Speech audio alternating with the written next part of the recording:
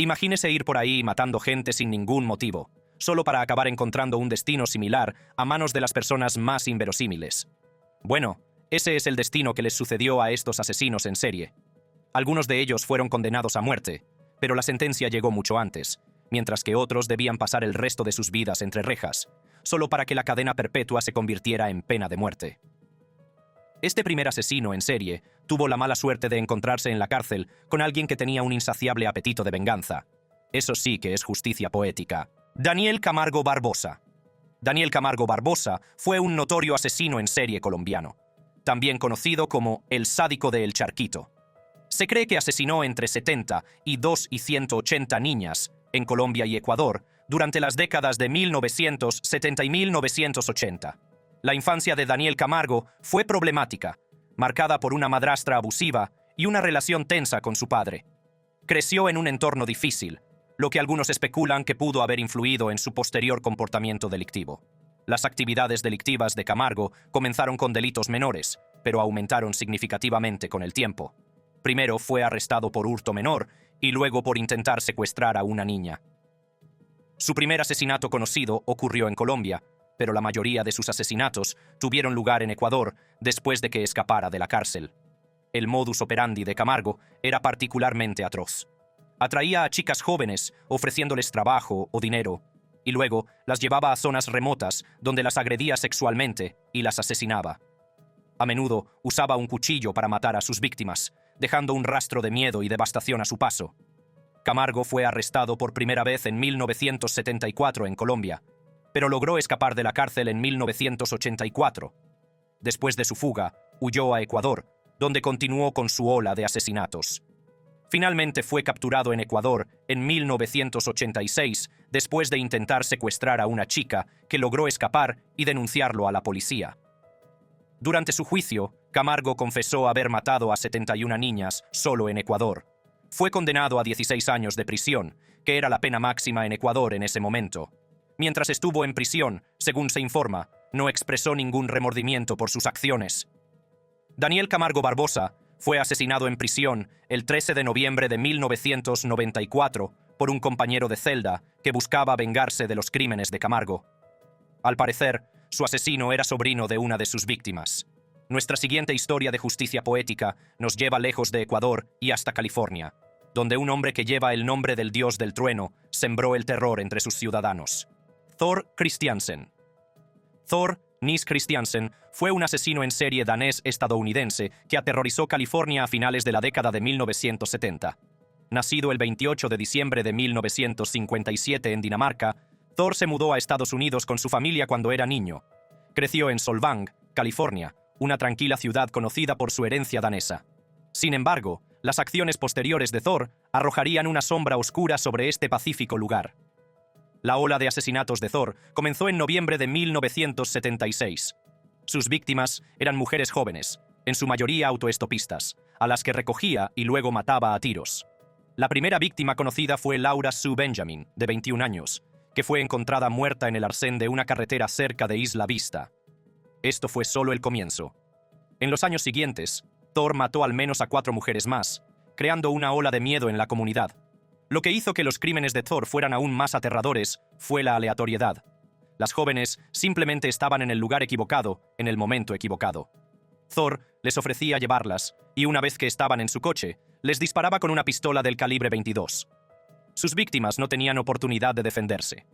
A pesar del miedo, Thor siguió con su vida como si nada hubiera pasado. Trabajó en una gasolinera e incluso tomó clases en una universidad local. Su caída se produjo cuando una de sus víctimas, Lydia Preston, sobrevivió a su ataque. Logró escapar después de recibir un disparo y proporcionó a la policía una descripción de su agresor. En 1979, Thor fue arrestado después de que Lydia Preston lo viera en un bar y llamara a la policía. Las autoridades lo relacionaron rápidamente con los otros asesinatos. Thor fue acusado y más tarde confesó los asesinatos. En 1980 fue condenado a cadena perpetua, pero la historia de Thor no terminó ahí. En marzo de 1981, mientras cumplía condena en la prisión estatal de Folsom, fue apuñalado hasta la muerte por un compañero de celda. Su muerte fue tan repentina y violenta como sus crímenes, poniendo fin abruptamente a la oscura saga de Thor Christiansen. Ahora, dependiendo de dónde vivas y de tus intereses, puede que no sepas mucho sobre Thor Christiansen, pero tienes que haber estado viviendo en una cueva si no has oído hablar de este siguiente tipo. Jeffrey Dahmer. Jeffrey Dahmer, también conocido como el caníbal de Milwaukee o el monstruo de Milwaukee, fue uno de los asesinos en serie más infames de Estados Unidos. Nacido el 21 de mayo de 1960 en West Allis, Wisconsin, la vida de Dahmer se convertiría más tarde en una escalofriante serie de asesinatos y actos horripilantes que conmocionaron al mundo. El comportamiento perturbador de Dahmer comenzó temprano. Era un niño tranquilo y retraído que desarrolló una fascinación mórbida por los animales muertos. Esta oscura curiosidad solo creció con el tiempo. En 1978, justo después de graduarse de la escuela secundaria, Dahmer cometió su primer asesinato. Recogió a un autoestopista llamado Stephen Hicks, lo llevó a casa y lo mató. Este fue el comienzo de una espeluznante juerga. Durante los siguientes 13 años, Dahmer asesinó a 16 hombres y niños más. Sus métodos eran brutales y aterradores. Dahmer atraía a sus víctimas a su casa con promesas de dinero o alcohol. Una vez allí, las drogaba, las estrangulaba y luego realizaba actos atroces con sus cuerpos. Los crímenes de Dahmer incluían necrofilia, desmembramiento y, en algunos casos, canibalismo. Sí, de hecho se comía partes de sus víctimas, por lo que a menudo se le conoce como el caníbal de Milwaukee. El apartamento de Dahmer era una casa de los horrores. Cuando la policía finalmente lo arrestó en 1991, encontró fotografías de cuerpos desmembrados, restos humanos almacenados en su refrigerador y congelador, y cráneos esparcidos por todas partes. Era una escena sacada de una pesadilla. Entonces, ¿cómo fue capturado Dahmer? Tracy Edwards, una víctima potencial, logró escapar y llamó la atención de dos policías. Edwards los condujo de vuelta al apartamento de Dahmer, donde descubrieron las horribles pruebas. Dahmer fue arrestado en el acto. En 1992, Jeffrey Dahmer fue declarado culpable de 15 asesinatos y condenado a 15 cadenas perpetuas consecutivas en prisión. Sin embargo, no cumplió gran parte de su condena. El 28 de noviembre de 1994, Dahmer fue golpeado hasta la muerte por un compañero de prisión en la institución correccional de Columbia, en Wisconsin. Puede que esta siguiente persona no sea tan infame como Jeffrey, pero es igual de aterradora. Leopold Dion. Leopold Dion, también conocido como el monstruo de Pont Rouge, fue un asesino en serie canadiense cuyos crímenes horrorizaron a la nación en la década de 1960. La carrera criminal de Dion comenzó mucho antes de sus notorios asesinatos. Era un delincuente habitual, que había entrado y salido de prisión por diversos delitos, entre ellos robo y agresión sexual. Sin embargo, fueron sus acciones entre 1960 y 1963 las que le valieron su infame apodo. En 1960, Dion fue puesto en libertad tras cumplir condena por delitos anteriores. Por desgracia, su tiempo entre rejas no sirvió para rehabilitarlo. Al contrario, intensificó sus actividades delictivas. Haciéndose pasar por fotógrafo, Dion atraía a niños con promesas de fama y aventuras. Los llevaba a zonas apartadas con la excusa de hacerles fotos. Una vez aislados, la verdadera naturaleza de Dion salía a la luz. Entre 1963 y 1964, Dion secuestró, agredió sexualmente y asesinó a 4 niños. Sus víctimas tenían entre 8 y 12 años y sus desapariciones causaron un pánico generalizado. La comunidad estaba presa del miedo, ya que los padres mantenían a sus hijos en casa y la policía inició una amplia persecución. El reinado de terror de Dion llegó a su fin en abril de 1964. Fue arrestado después de intentar secuestrar a otro niño, que logró escapar y denunciar el incidente a las autoridades. Durante la investigación, Dion confesó los asesinatos, lo que llevó a la policía a los lugares donde había escondido los cuerpos. El juicio de Leopold Dion fue rápido. Dadas las abrumadoras pruebas y sus detalladas confesiones, fue declarado culpable y condenado a muerte. Sin embargo, su sentencia fue conmutada más tarde por cadena perpetua. El tiempo de Dion en prisión fue breve. El 17 de noviembre de 1972, fue apuñalado hasta la muerte por otro preso en la penitenciaría de Quebec. Parece que, después de todo, le dieron la pena de muerte. A diferencia de Dion, este tipo no se conformó con cometer sus asesinatos en un solo estado. Donald Leroy Evans. Donald Leroy Evans fue un conocido asesino en serie estadounidense cuyos crímenes se extendieron por varios estados a principios de la década de 1990. La carrera criminal de Evans comenzó con una serie de delitos menores y fue escalando hasta cometer delitos mucho más graves. Afirmó haber asesinado a más de 70 personas, aunque las autoridades solo pudieron confirmar algunos de estos asesinatos. Su estilo de vida nómada y la falta de un modus operandi consistente dificultaron a las fuerzas del orden el seguimiento de sus movimientos y su conexión con sus crímenes. Uno de los asesinatos más infames de Evans ocurrió en agosto de 1991. Secuestró, violó y asesinó a una niña de 10 años llamada Beatrice Louise Roth en Gulfport, Mississippi. Este atroz crimen finalmente condujo a su captura. Después de su arresto, Evans confesó el asesinato y condujo a la policía al lugar donde había enterrado el cuerpo de la joven. Durante el juicio, Evans conmocionó a la sala con su comportamiento frío y despiadado. Se deleitaba con la atención que recibía y se jactaba de sus crímenes, haciendo afirmaciones descabelladas sobre el número de personas que había matado. A pesar de sus intentos de manipular la situación, las pruebas en su contra eran abrumadoras. En 1993, Evans fue declarado culpable del asesinato de Beatrice Roth y condenado a muerte. Mientras estaba en el corredor de la muerte, Evans siguió apareciendo en los titulares por su extraño comportamiento. Presentó numerosas demandas frívolas, incluida una contra el estado de Mississippi por permitir que las fuerzas del orden los secuestraran. También afirmó ser miembro de un grupo de supremacía blanca, aunque había pocas pruebas que respaldaran esta afirmación. La vida de Evans llegó a su fin cuando fue apuñalado hasta la muerte en 1999 por su compañero de condena, Jimmy Mack, en la penitenciaría estatal de Mississippi mientras se duchaba. Hablando de un final apropiado. Desde apuñalamientos hasta estrangulamientos, este siguiente asesino tuvo la mala suerte de ser asesinado por el mismo método con el que acabó con la vida de sus víctimas. Nikolai Fefilov. Nikolai Borisovich. Fefilov fue un asesino en serie soviético conocido como el estrangulador de los Urales. Aterrorizó la ciudad de Sverdlovsk, ahora Ekaterimburgo, de 1982 a 1988. Fefilov fue responsable de los brutales asesinatos de 7 mujeres y niñas durante este periodo. Sus crímenes se caracterizaron por una violencia extrema, que incluía violaciones y estrangulamientos. La primera víctima conocida de Fefilov fue Lena Mangusheva, asesinada en 1982. La investigación de su muerte condujo a la condena y ejecución injustas de un hombre inocente, Georgy Kavarov. Fefilov continuó su matanza con el asesinato de Gulnara Yakupova en 1983. La violó y estranguló, y más tarde volvió a visitar la escena del crimen varias veces, un comportamiento característico de su modus operandi. En 1984, Filov asesinó a Natasha Lapshina, una estudiante de 5º grado. Este crimen fue especialmente espantoso, ya que mutiló su cuerpo después de su muerte. Un hombre inocente fue acusado injustamente de nuevo, y en 1984, Fefilov asesinó a Natasha Lapshina, una estudiante de 5º grado. Este crimen fue particularmente espantoso, ya que mutiló su cuerpo post-mortem. Un hombre inocente fue acusado nuevamente injustamente y murió en prisión debido a errores de investigación. La víctima de Fefilov en 1985, Larisa Diachuk, sufrió un destino similar, y su cuerpo fue encontrado brutalmente abusado y desmembrado. Al año siguiente, Fefilov mató a Olga Timofeeva, una estudiante de la Universidad Estatal de Medicina de los Urales.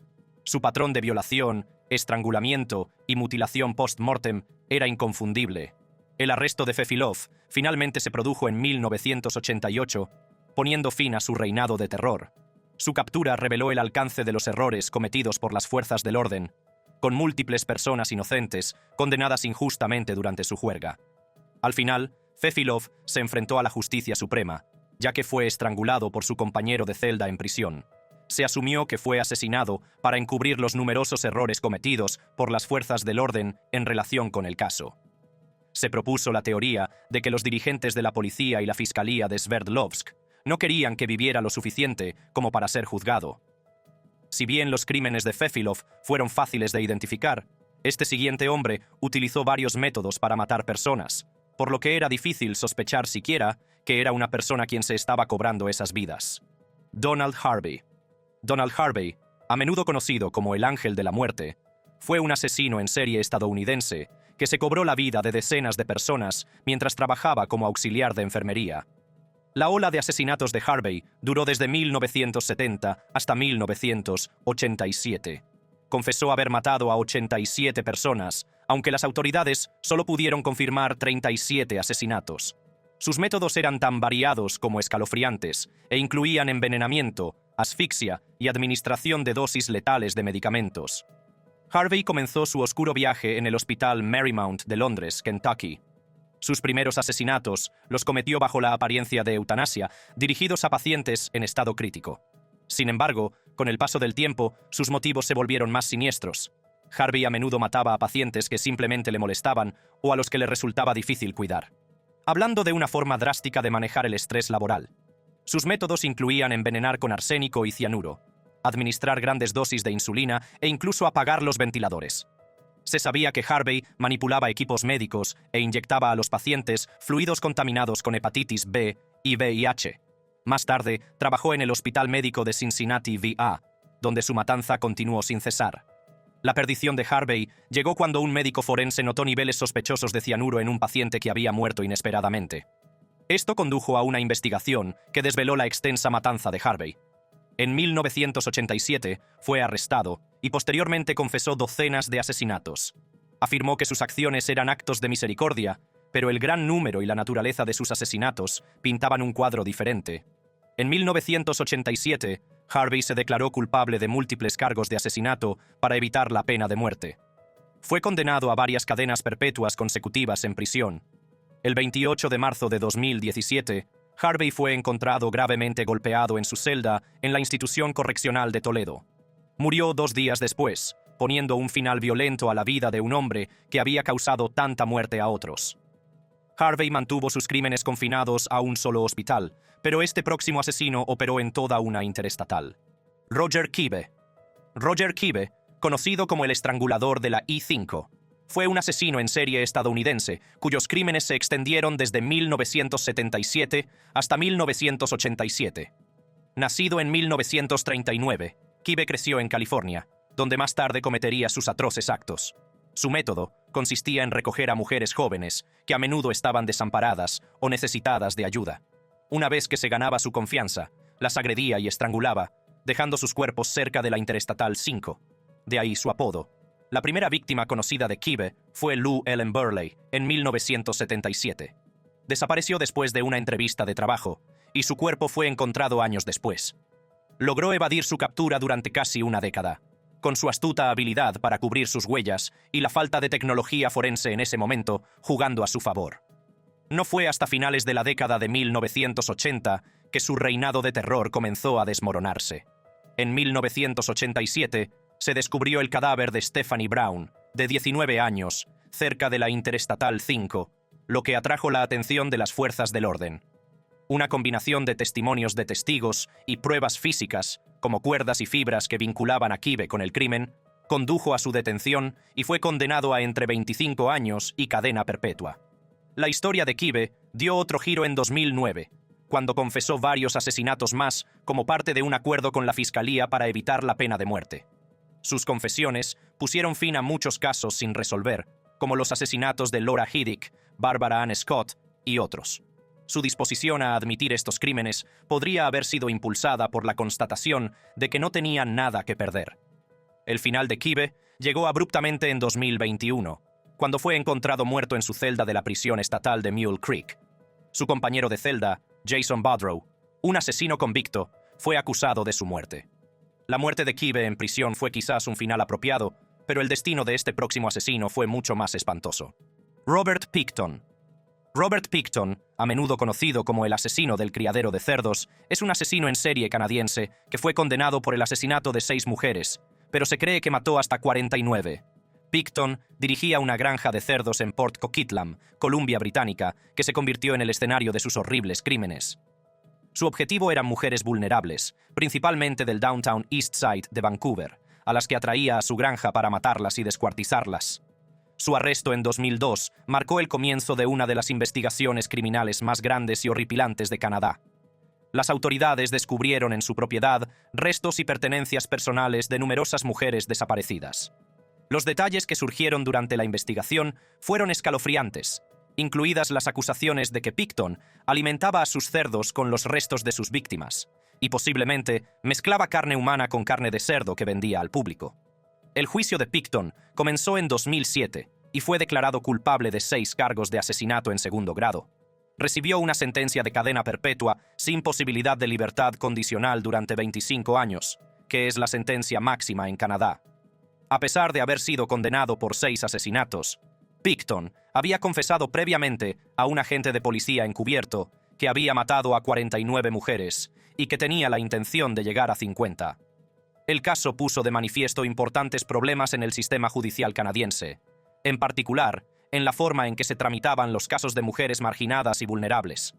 Muchas de las víctimas de Picton eran trabajadoras sexuales y consumidoras de drogas, y sus desapariciones no fueron tomadas en serio inicialmente por las autoridades. Este descuido permitió a Picton continuar con su matanza durante muchos años. El 19 de mayo de 2024, Picton se enfrentó a un destino casi tan cruel como el que sufrieron sus víctimas. Fue atacado por otro preso en la institución Port Cartier de Quebec. El preso responsable era un hombre llamado Martin Charest, y se decía que tenía un historial de agresiones a otros presos. Atravesó a Picton en la cabeza con un mango roto similar a una escoba, causándole heridas que finalmente le costarían la vida. Probablemente Picton se merecía tal destino, pero el final de este próximo asesino en serie fue aún menos digno. José Antonio Rodríguez Vega. José Antonio Rodríguez Vega, conocido como el Mataviejas, fue un notorio asesino en serie español que aterrorizó Santander entre 1987 y 1988. Nacido el 3 de diciembre de 1957, su infancia estuvo llena de problemas. Después de que su madre lo echara de casa por golpear a su padre, que padecía una enfermedad terminal, Vega entró y salió de la cárcel. Tras su liberación, en 1986, su esposa lo abandonó, lo que pareció desencadenar su ola de asesinatos. Vega se aprovechaba de mujeres mayores, de entre 61 y 93 años, ganándose su confianza antes de agredirlas brutalmente y asesinarlas. Estudiaba meticulosamente sus rutinas, a menudo haciéndose pasar por un vecino servicial para entrar en sus casas. Una vez dentro, su comportamiento pasó de ser educado a mortal.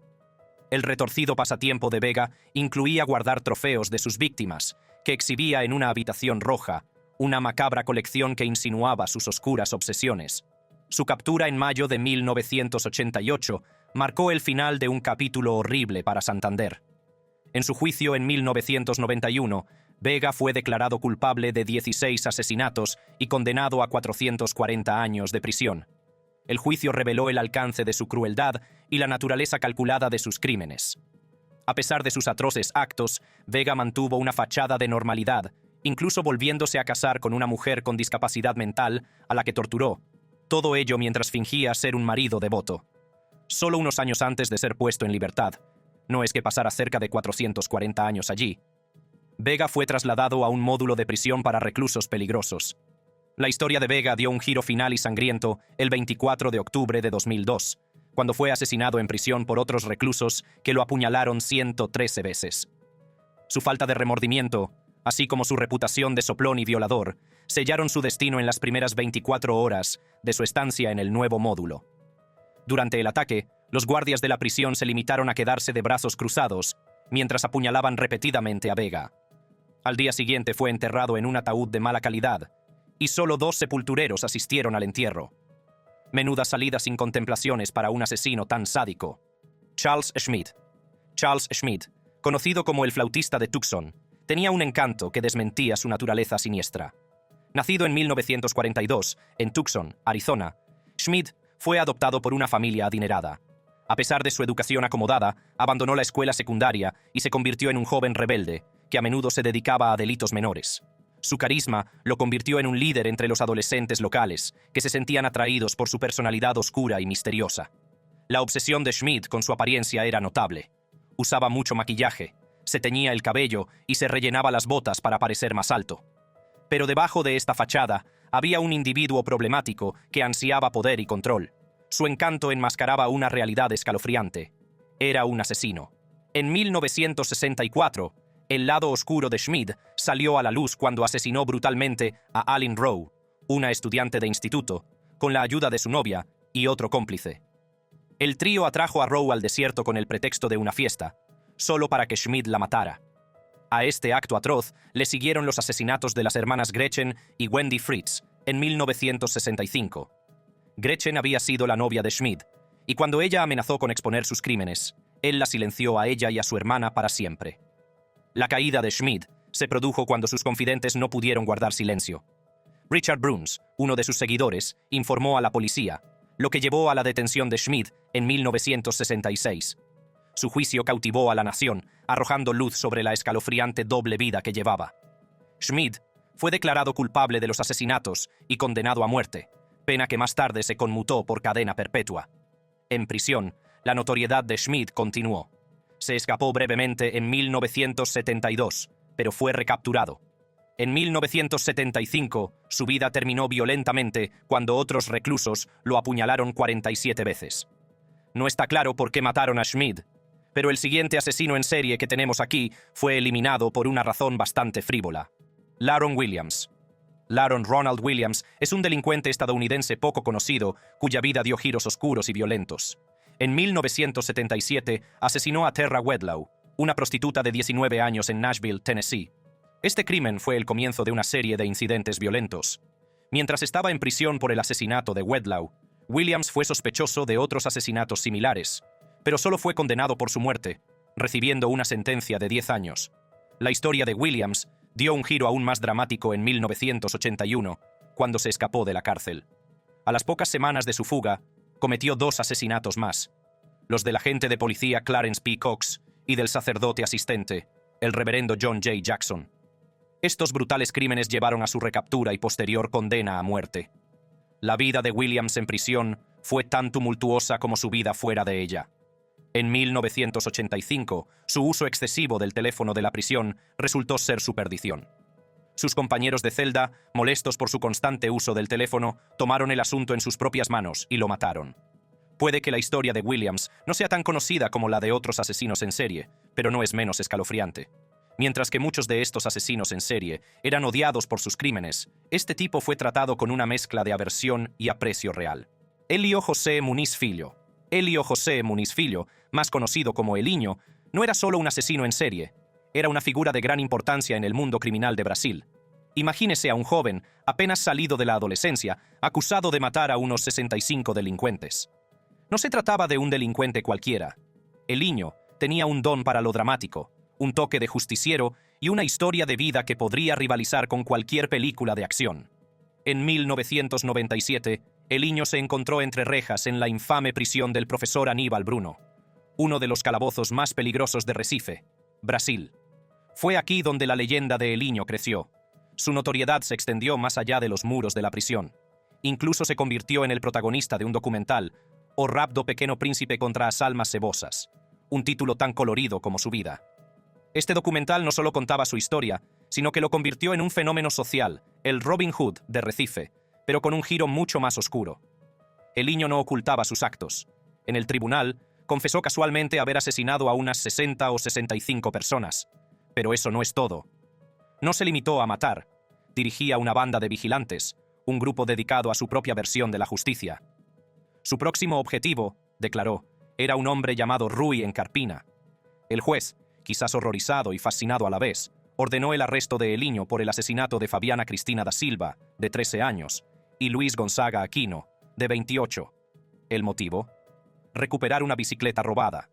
Pero Elinho, siempre oportunista, también se hizo con el reloj y la pulsera de Aquino. ¿Por qué conformarse con una bicicleta? La vida de Elinho tuvo un final violento a la tierna edad de 24 años. En 2001, fue asesinado por 3 compañeros de prisión: Augusto Márquez de Oliveira, Claudio da Silva y Marcelo Carlos de Lima. Lo atacaron con un cúter o un cuchillo, apuntando a su cuello, costillas y brazo. A pesar de que fue trasladado de urgencia al Hospital Otávio de Freitas de Recife, las heridas de Elinho eran demasiado graves. El reinado del capo justiciero había terminado. Puede que Elinho fuera visto como un héroe, pero este siguiente hombre es lo que la mayoría de la sociedad llamaría un cabrón. Lee Roy Martin. Lee Roy Martin, conocido infamemente como el estrangulador de Gaffney, nació en Gaffney, Carolina del Sur, el 25 de abril de 1937. Su vida dio un giro oscuro entre 1967 y 1968, cuando asesinó a 4 mujeres, 2 mujeres y 2 niñas, lo que conmocionó a la comunidad. Martin, un trabajador de una fábrica textil, parecía un hombre de familia normal con una esposa y 3 hijos. Sin embargo, albergaba un lado siniestro. Su primera víctima conocida fue Annie Lucille Dedmond, de 32 años, encontrada estrangulada y violada el 20 de mayo de 1967. El crimen condujo a la condena injusta de su marido, Roger Dedmond, que más tarde fue exonerado. Al año siguiente, la racha de Martin continuó.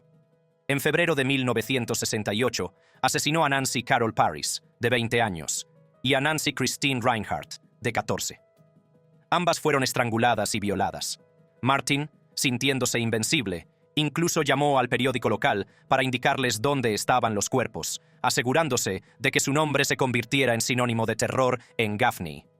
Su última víctima fue Opal Diane Buxton, de 15 años, secuestrada el 13 de febrero de 1968. Su hermana presenció el secuestro y proporcionó una descripción del vehículo que condujo a la detención de Martin. Los residentes locales vieron el coche de Martin cerca de la escena del crimen, sellando su destino.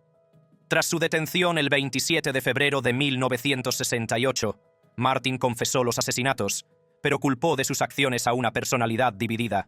A pesar de la gravedad de sus crímenes, evitó la pena de muerte debido a errores de procedimiento durante su confesión. En su lugar, recibió 4 cadenas perpetuas. La vida de Martin terminó violentamente en prisión. El 31 de mayo de 1972, fue apuñalado hasta la muerte por su compañero de celda, Kenneth Marshall Rumsey. Martin fue capaz de disfrazarse de una persona normal, pero este próximo asesino en serie era conocido por estar loco desde el principio. Robert Liberty. Robert Willard Liberty, apodado infamemente el asesino de la vela, fue responsable de una serie de asesinatos escalofriantes y rituales. Sus actividades criminales comenzaron en junio de 1966, cuando mató a su novia, Marcella Landis, en su apartamento. Liberty estranguló a Marcella con su propia media y luego montó una escena extraña alrededor de su cuerpo sin vida. Rodeó a Marcella con velas encendidas, colocó una Biblia sobre su pecho y le aplicó maquillaje en la cara. Cuando llegó la policía, Liberty estaba tocando su guitarra junto a ella, completando el inquietante cuadro. Liberty y Marcella se habían conocido en un pabellón psiquiátrico y habían entablado amistad a raíz de sus intentos de suicidio. Tras su arresto, Liberty confesó el asesinato y fue declarado demente, lo que llevó a su ingreso en un hospital estatal. Sin embargo, el confinamiento de Liberty duró poco, logró escapar y pronto reanudó su violenta juerga. La siguiente víctima conocida de Liberty fue Robert Irion, a quien también rodeó de velas después del asesinato. Este patrón repetido de escenificar escenas del crimen con velas le valió su siniestro apodo. Las tendencias violentas de Liberty se intensificaron cuando, junto con un cómplice llamado Kendall Beerley, cometió un robo a mano armada y un secuestro. Las actividades delictivas del dúo culminaron en una persecución policial a alta velocidad por Colorado, donde Liberty utilizó a un rehén como escudo humano. La persecución terminó con su captura, y Liberty fue extraditado a California para enfrentarse a los cargos por sus asesinatos. Mientras estaba encarcelado, la vida de Liberty dio otro giro oscuro. El 29 de septiembre de 1986 fue asesinado en prisión por otros reclusos. Las circunstancias exactas de su muerte siguen sin estar claras, pero se cree que su notoriedad y la naturaleza ritualista de sus crímenes lo convirtieron en un objetivo. La muerte de Liberty en prisión marcó el final de un ser humano perturbador y violento, que dejó un legado de miedo e intriga que aún perdura. Si te ha gustado este vídeo, no te pierdas otros vídeos similares y sorprendentes en la pantalla. Gracias por vernos y hasta la próxima.